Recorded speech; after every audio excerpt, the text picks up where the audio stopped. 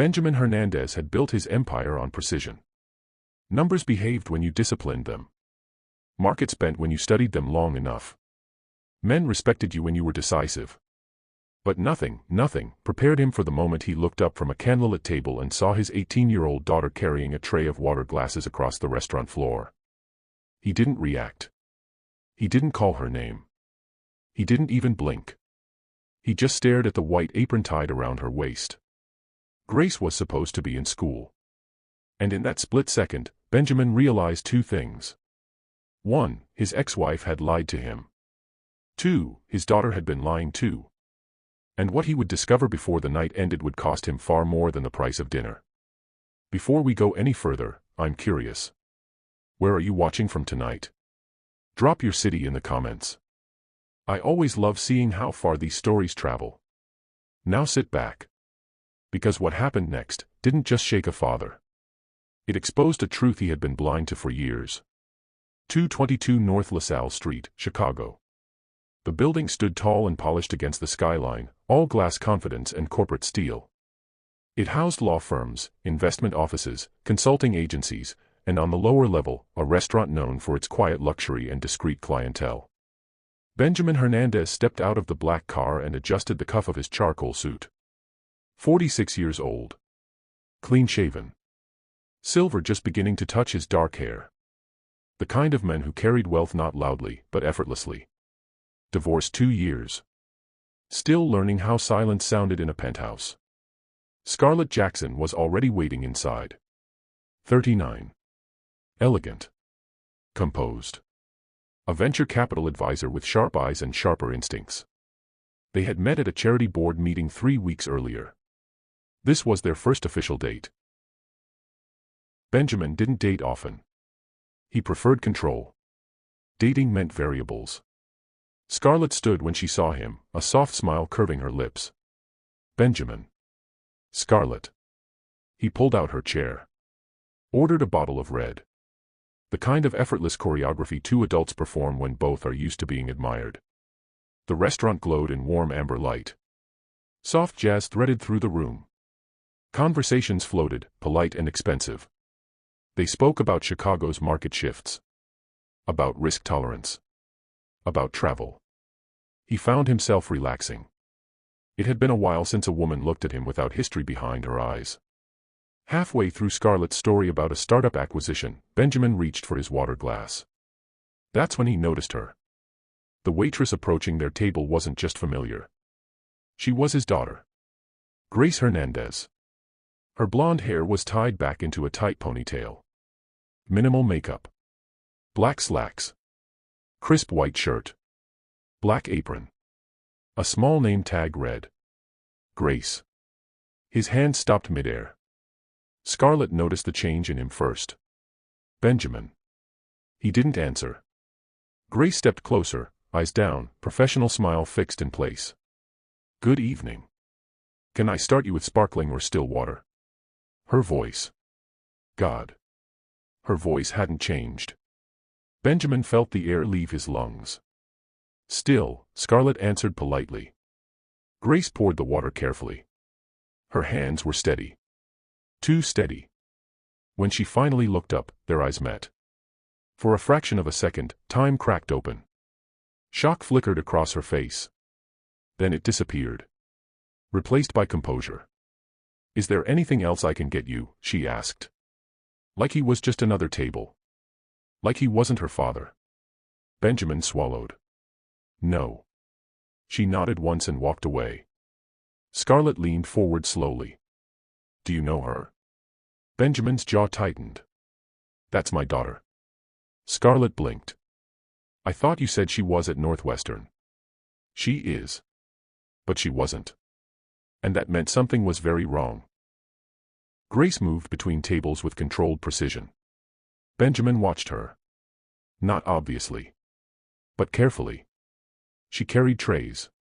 Refilled wine. Smiled at businessmen twice her age. Laughed lightly at something one of them said. Scarlett followed his gaze. You didn't know she worked here. She doesn't, Benjamin said quietly. Scarlett tilted her head.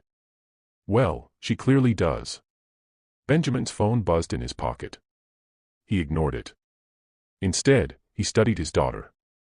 There were shadows beneath her eyes. Subtle, but present.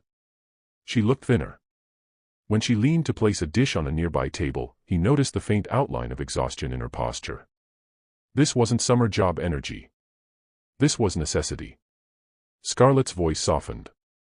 Maybe she just wants independence. Benjamin's mind was racing.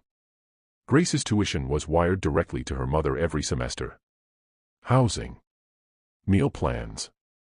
Books. Everything paid. Unless the money wasn't reaching Grace. And if that was true, he felt something cold settle in his chest. Across the room, Grace felt it. Her father's stare. She hadn't planned for this. She'd calculated many risks, running into family friends, even former classmates. But not him. Not here. Not tonight. Her mother had told her he was in New York this week. Business meetings. She had believed it. Because believing it made survival easier. She refilled a table's wine glass and forced herself to breathe evenly. Don't react. Don't panic. Finish the shift. Then deal with it. Back at the table, Scarlett placed her fork down. Do you want to talk about it? Benjamin shook his head slightly. Not yet. He wasn't angry. He wasn't embarrassed. He was calculating. Grace hadn't come to him. Which meant one of two things. She didn't trust him. Or she was protecting someone. The second option disturbed him more. Because the only person she would protect was her mother. Flashback. 2 years earlier. Divorce court. Grace had chosen to live with her mother. It hadn't been dramatic. Just quiet. I think it'll be easier, she had said. Benjamin had nodded. He believed in not forcing loyalty. He had told himself she was old enough to choose. He had wired the settlement without hesitation. Paid for everything. Maintained distance when asked. Told himself space was healthy. Now he was watching his daughter serve cocktails in a downtown restaurant when she should be studying for midterms. Space didn't feel healthy anymore. It felt like absence. Scarlett reached across the table. Benjamin. He met her eyes. Whatever this is, she said gently, don't handle it like a boardroom. He almost smiled. Almost. That's the only way I know how. Grace returned with their entrees. She didn't look at him this time. Enjoy, she said softly. Her voice cracked just slightly on the last word. Scarlett noticed. Benjamin noticed more. The rest of the dining room faded. He wasn't hearing Scarlett's commentary on market volatility anymore. He was listening to the rhythm of Grace's steps. Counting how many tables she was responsible for. Observing how often the manager corrected her. Noticing that she skipped sipping water between tasks. She was working too hard. Too hard for someone who didn't need to. Unless she did. Midway through dinner, Benjamin made a decision. He stood. Scarlett looked up. Everything okay? I need to speak to her. Now. Yes. Scarlett watched him walk toward the back corridor. He didn't move quickly. He moved with intention. The manager intercepted him. Sir, restrooms are to the left. I'm looking for Grace Hernandez. The manager hesitated. She's in the middle of her shift. I'm aware. There was something in Benjamin's tone that made resistance unwise. She's on break in 10 minutes. I'll wait. In the narrow hallway near the staff entrance, Grace leaned against the wall, heart pounding. She had seen him stand. She knew what that meant. The door opened. He stepped inside. For a moment, neither spoke. Up close, she could see the faint crease between his brows. He looked older. She wondered if she did too. You're supposed to be in school, he said quietly. I am. Grace. She folded her arms. Defensive. Controlled. I am enrolled. That's not what I meant. Silence stretched. He glanced at her apron. How long? 4 months. The number hit him like a physical blow. Why? She looked away. Grace. I wanted to, she said quickly. Don't. Her jaw tightened. I wanted to earn my own money. You have money. Her lips parted. Then closed. He stepped closer. Is your mother aware of this? Her eyes flickered. That was enough. Benjamin felt the pieces beginning to assemble. Carefully. Dangerously. She doesn't need to be dragged into this, Grace said. There's nothing to drag her into if nothing's wrong. Grace's composure cracked for the first time. You wouldn't understand. The word stung more than he expected. Then help me. She swallowed. And for the first time since he walked in, he saw fear. Not embarrassment. Fear. Footsteps approached from the kitchen. Grace straightened immediately. I have to go back. Grace. She hesitated. If I leave early, I lose the shift. Lose the shift. Not disappoint the manager. Not inconvenience coworkers. Lose the shift. Meaning she needed the hours. Benjamin stepped back. Finish your shift. She blinked. You're not leaving. No. Her shoulders dropped slightly. Relief. Or dread. He couldn't tell. She walked past him and returned to the dining room. Benjamin remained in the hallway a moment longer. His mind was no longer calm. It was surgical. 4 months. That meant tuition for this semester had already been sent. Which meant. He pulled out his phone. Scrolled through bank records. Confirmed the wire transfer. On time. Full amount. He exhaled slowly. If Grace was working because she needed money, then someone had taken what was hers. And if that someone was who he suspected, the night wasn't over. Not even close. Benjamin returned to the table. Scarlett studied his expression. Well. She's been working here for 4 months. Scarlett's brows lifted. That's not independence. That's necessity. Yes. She leaned back, thoughtful. Are you sure you want to handle this tonight? Benjamin's gaze drifted back to Grace across the room. No. Scarlett followed his eyes. Then what are you going to do?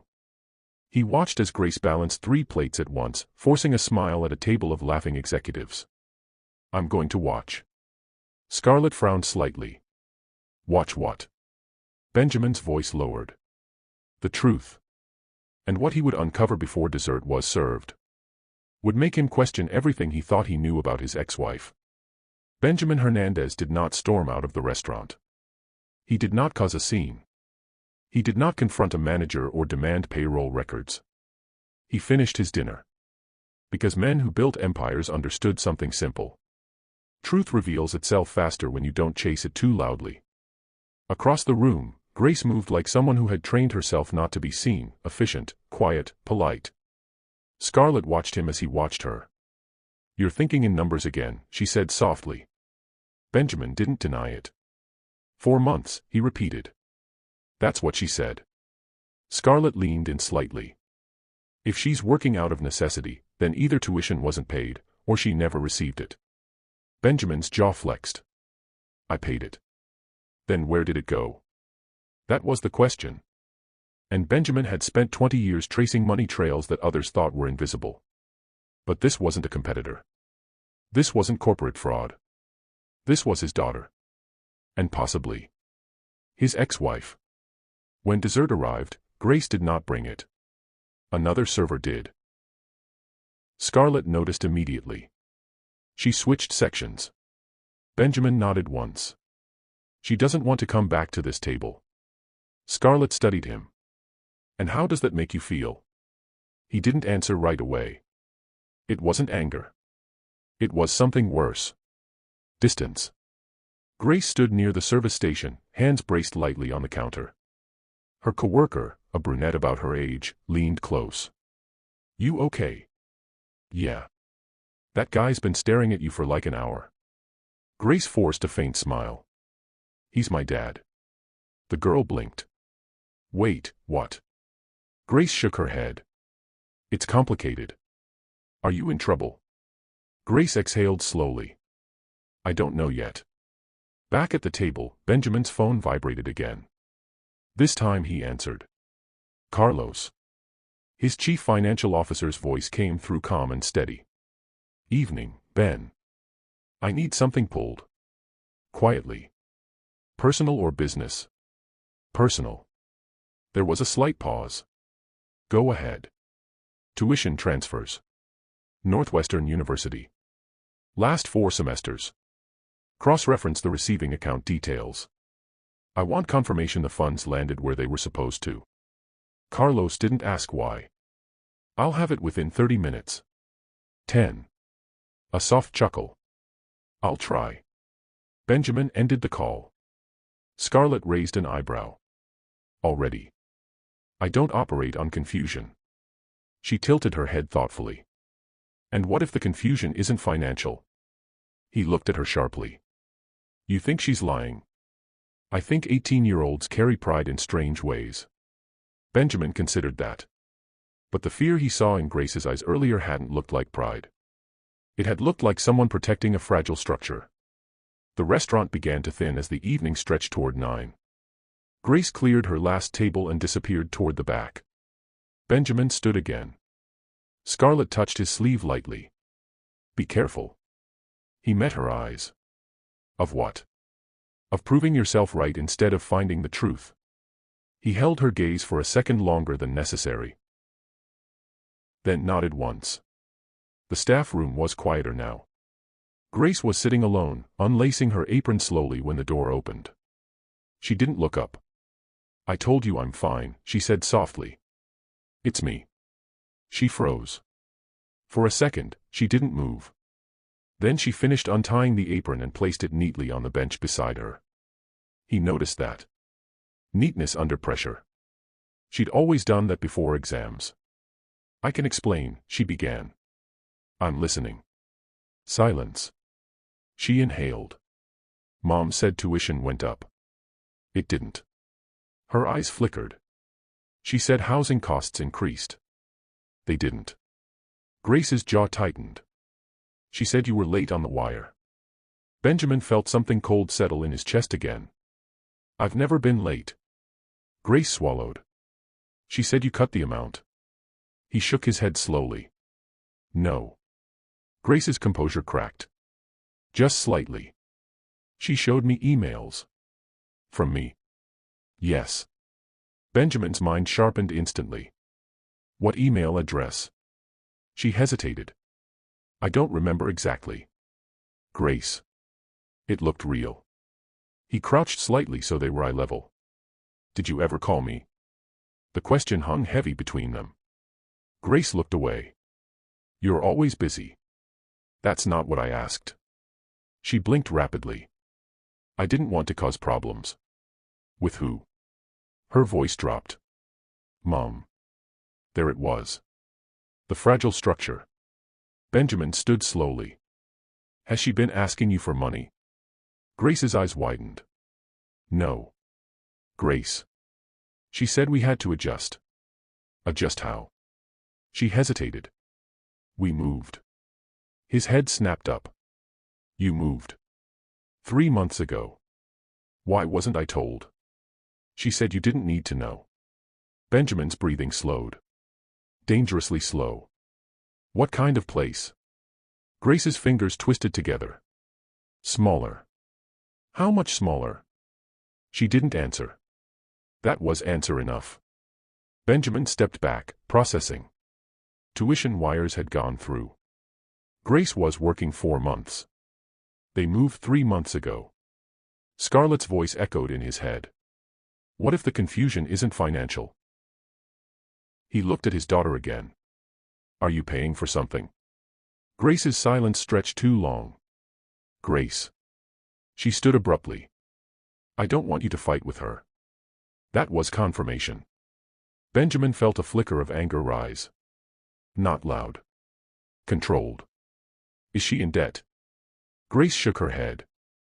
She invested in something. His eyes narrowed. What?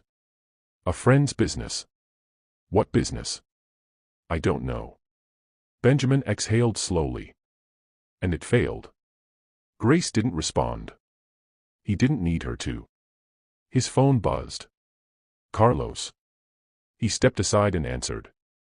Tell me. Transfers went through. On time. Full amount. But. The receiving account was changed last semester.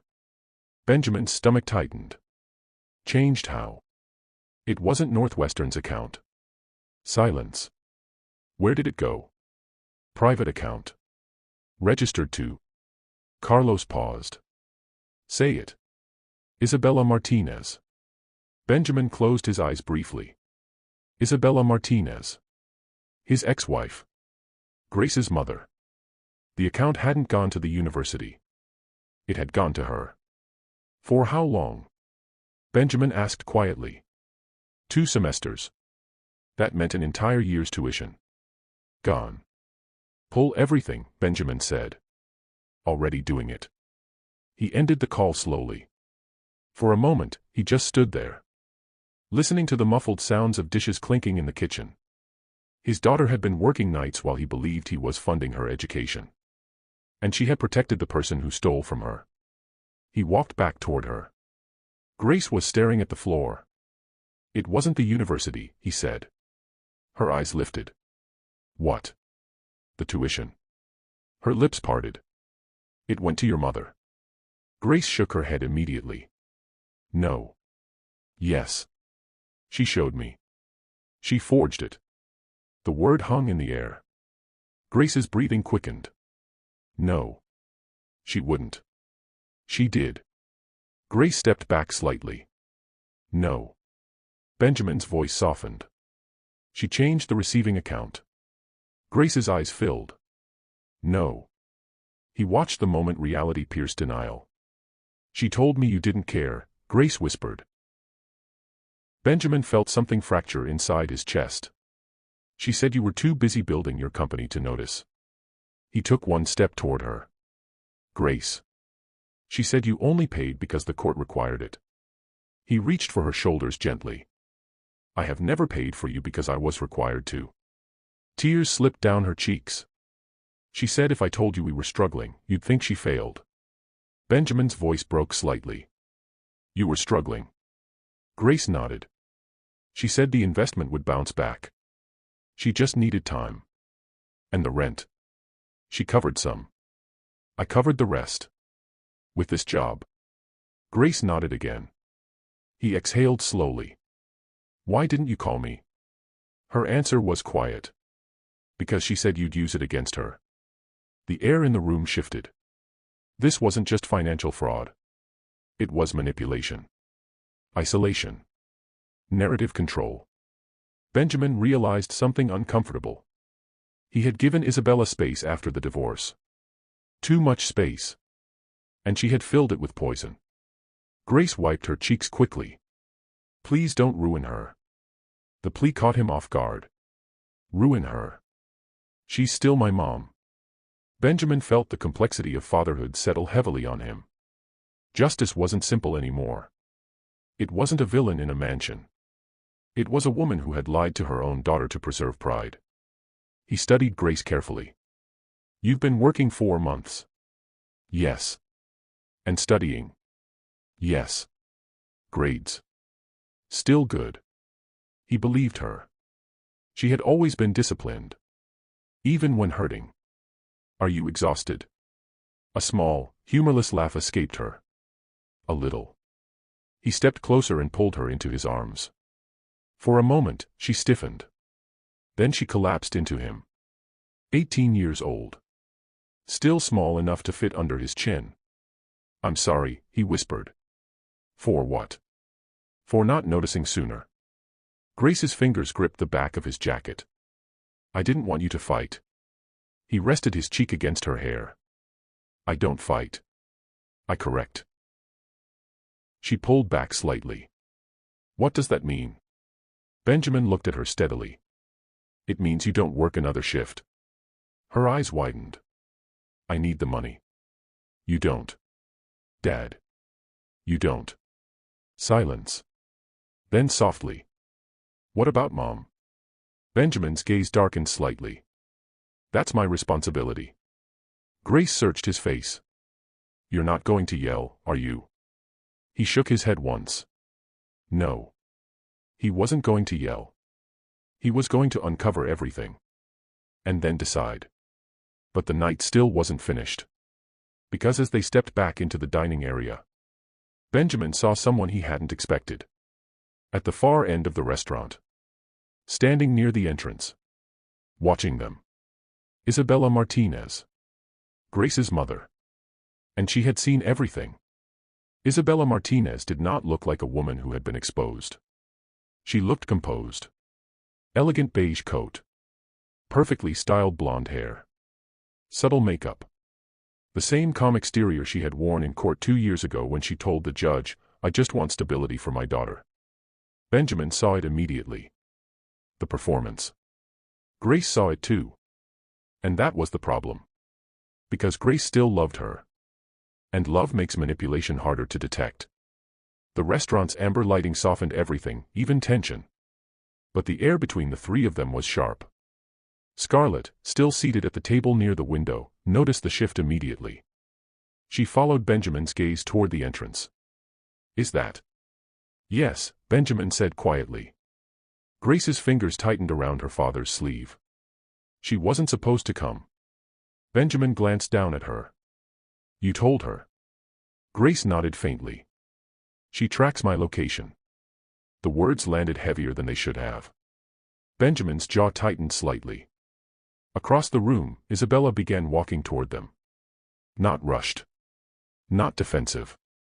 Controlled. She stopped a few feet away. Benjamin, she said smoothly. Isabella. Scarlett stood politely but said nothing. Grace stepped slightly behind her father without realizing she had done it. Isabella noticed. Her eyes flickered.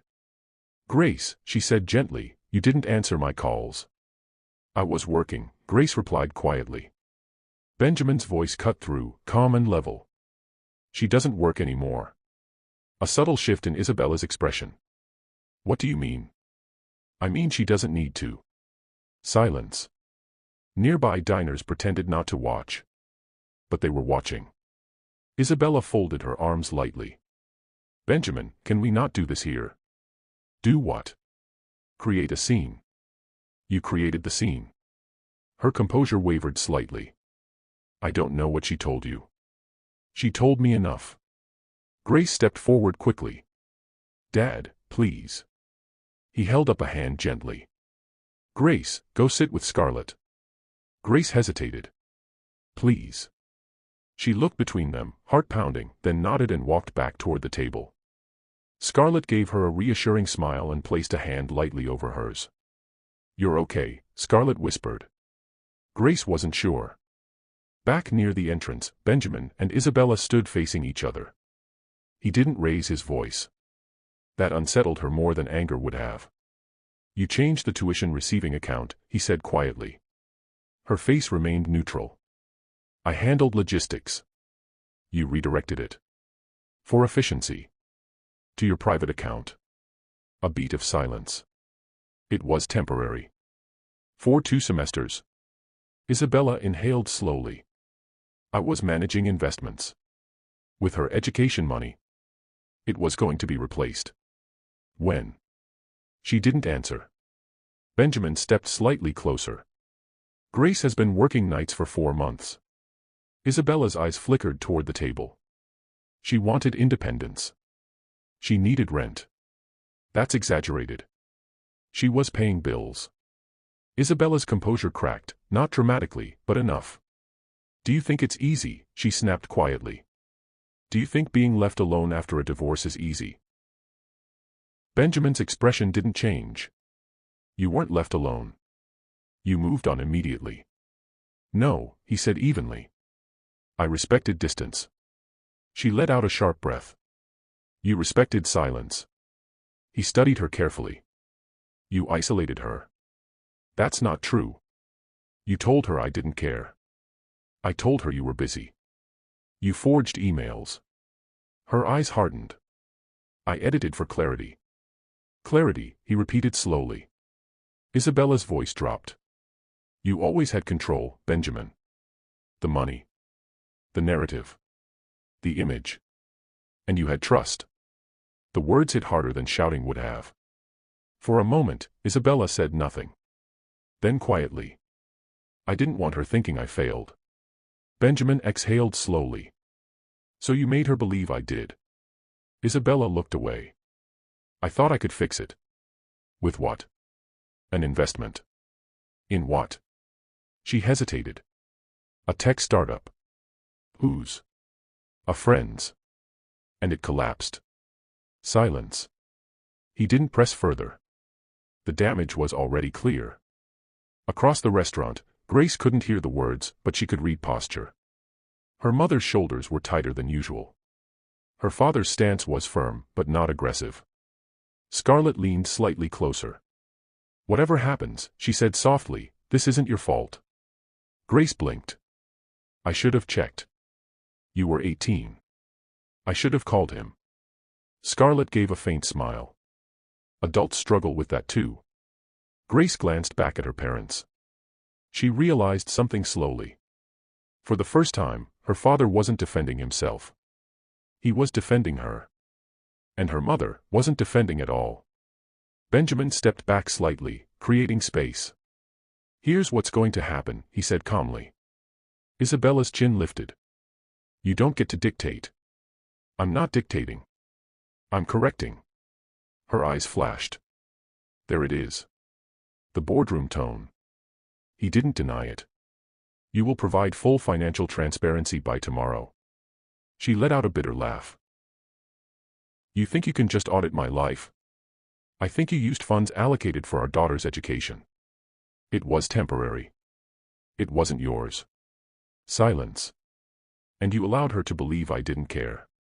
Isabella's voice broke slightly for the first time. I was trying to survive. At her expense. That landed. Isabella's eyes filled, but whether with guilt or frustration, Benjamin couldn't tell. You're not taking her from me, she said suddenly. Grace looked up sharply at the table. Benjamin's voice remained steady. I'm not taking her anywhere. Then what do you want? He glanced toward Grace. I want her safe. She is safe. She was working nights to cover rent. She chose that.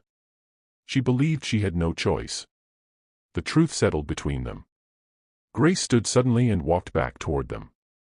I'm not a project, she said quietly. Both parents turned. I'm not an investment mistake. Grace, Isabella began.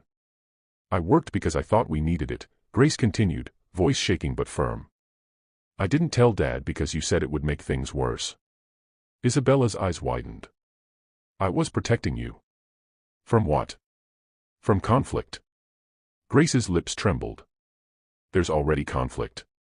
Silence wrapped around them. Benjamin didn't interrupt. He let Grace speak. For once, he wasn't solving. He was listening. I don't care about the money, Grace said softly. I care that you both stopped talking and I got stuck in the middle. The words hit both adults equally.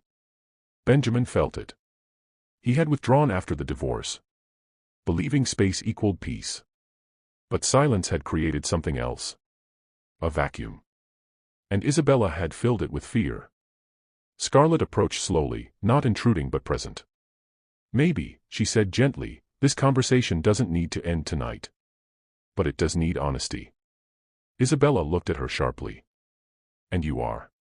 Scarlett. A date. Benjamin answered calmly. Yes. Isabella's expression tightened slightly. But she didn't attack. Not this time. Grace wiped her cheeks. I'm tired, she said quietly. That word again. Tired. Benjamin looked at her. Then we fix it. Isabella inhaled deeply.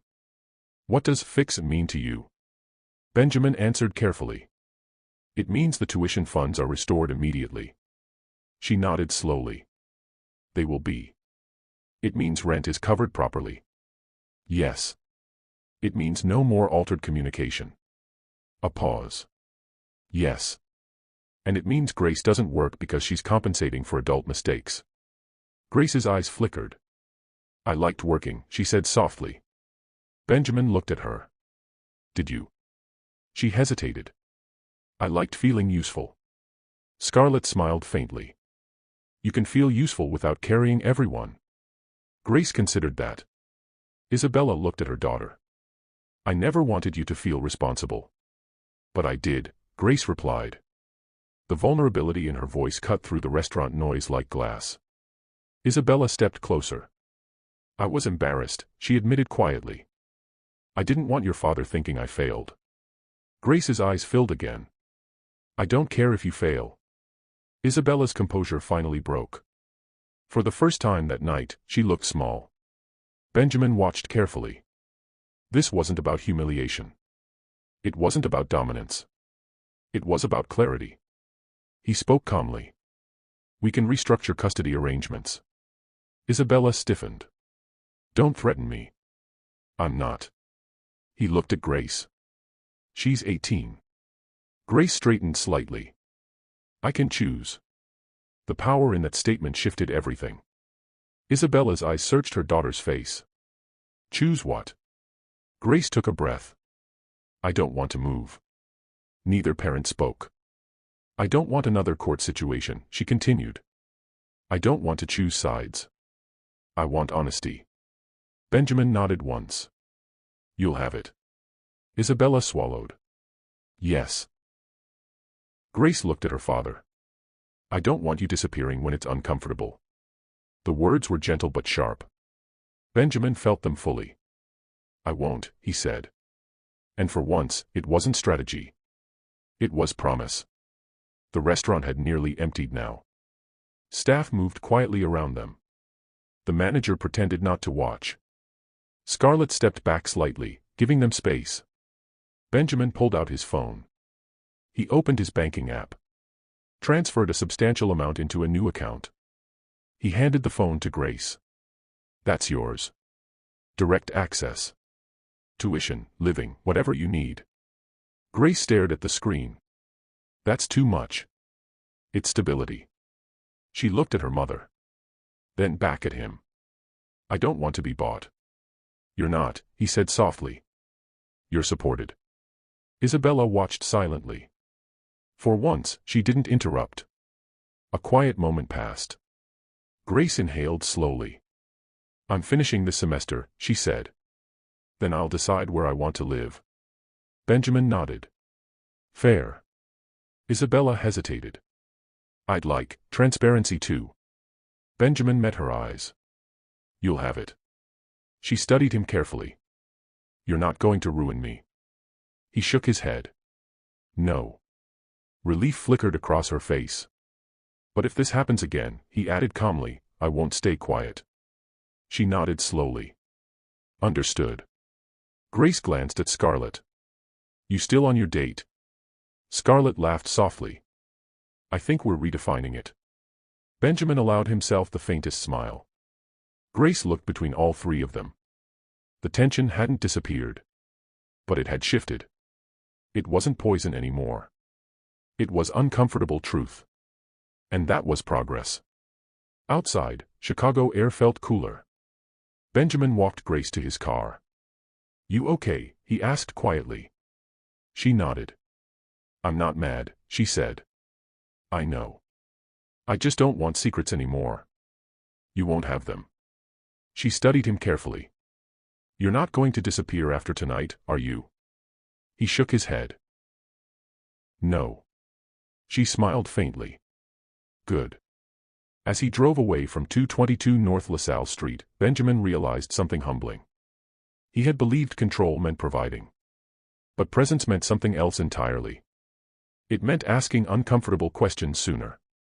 It meant not mistaking silence for peace. Scarlett looked at him from the passenger seat.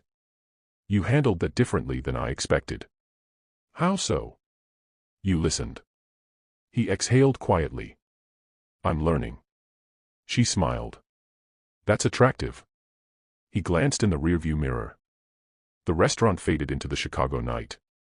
But something else remained clear. He hadn't just found his daughter working as a waitress. He had found the gap he'd left behind. And he wasn't leaving it open again. If this story resonated with you, if you've ever been caught between parents, or discovered a truth you didn't expect, make sure you subscribe so you don't miss the next one. And before you go, tell me, what would you have done in Benjamin's place? I read every comment.